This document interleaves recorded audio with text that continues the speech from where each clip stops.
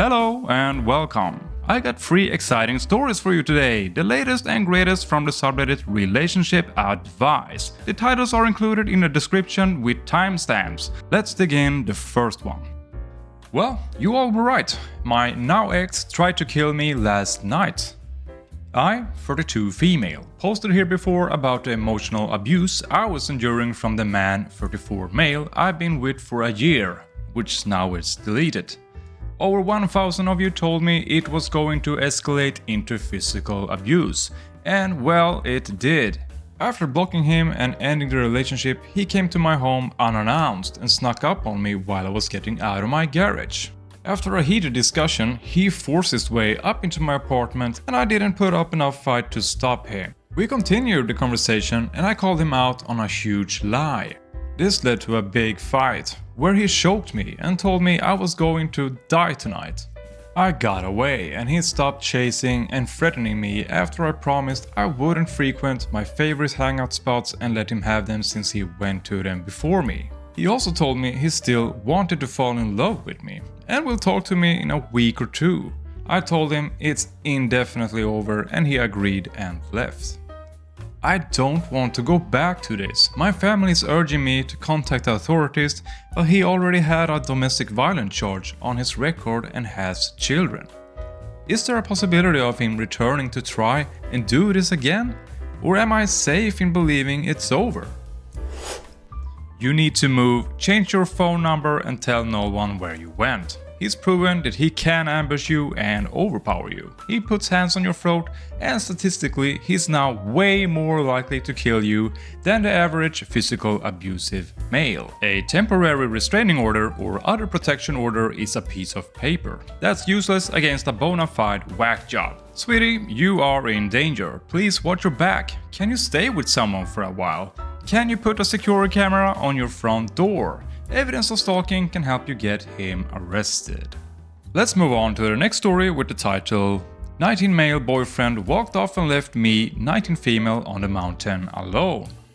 I went on a holiday with my boyfriend. We went to Montenegro for 4 nights and 5 days. The holiday was okay throughout, but on the 4th day my boyfriend was adamant on climbing a mountain.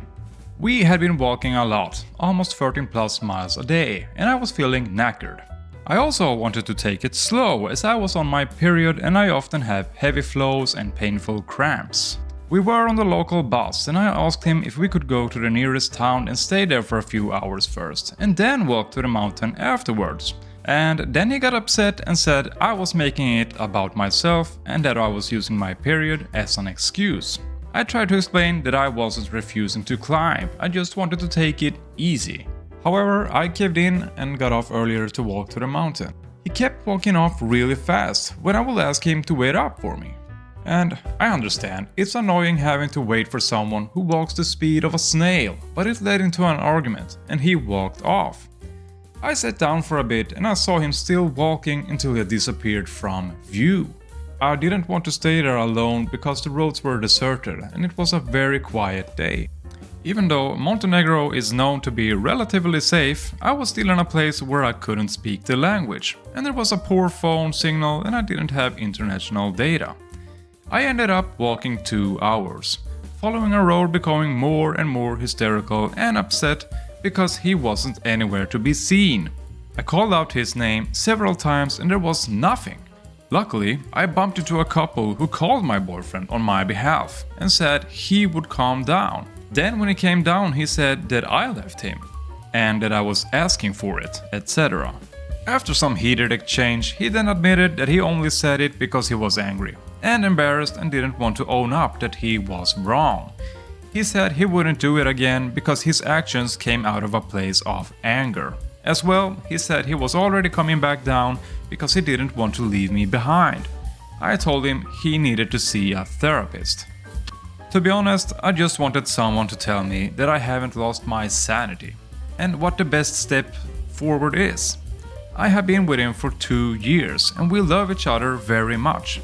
And I know the classic trope where you don't see what's in front of you but others can. And I'm just wondering if it was an honest mistake, fucked up one, or if it's something worse.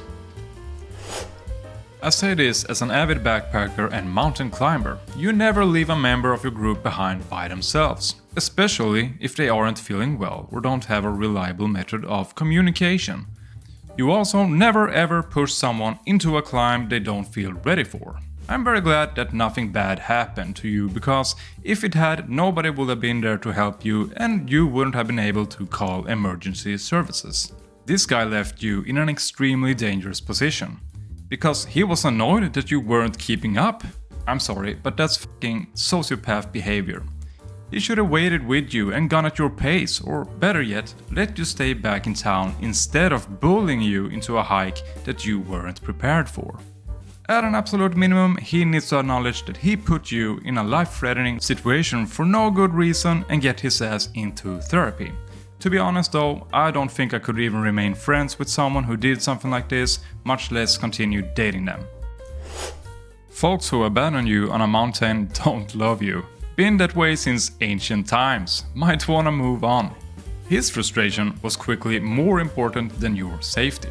Let's move on to the next story with the title "How should I, 25 male, tell my girlfriend, female 25, that I don't really want to go to the gym together?" Let me start off by saying a few things. I love my girlfriend. We've been together for a few years now and we're in a relatively healthy relationship, in my opinion. No useless fighting, etc. However, I started going to the gym for the past 2 months now because I'm simply not happy with how I look. I'm overweight and I have been overweight for 4 years now. Recently, my girlfriend has said that she wants to start going on fun little gym dates together. Grab a smoothie afterwards, maybe some lunch, etc. But I don't want that. I have a very specific routine that I do that I like to stick to, and I also do it alone. I made it so it only works for me, one person. We go out a lot, not an excessive amount, but we have our fair share of dates. So I think this might be her just being a little needy, which is okay. However, I'm running into the problem of telling her why I don't want to. I can say what I just said in my previous statement, but I don't want her to feel like she would be intruding or being a burden. I don't see going to the gym together as a date, nor do I want to. I see it as a place to get in better in shape, health, and some alone time, which is also important for me.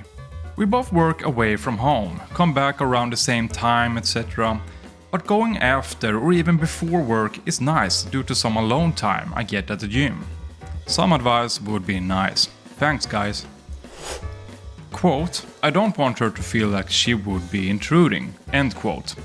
On the contrary, that's exactly what you want her to feel. Don't sugarcoat it or you'll just get misunderstood.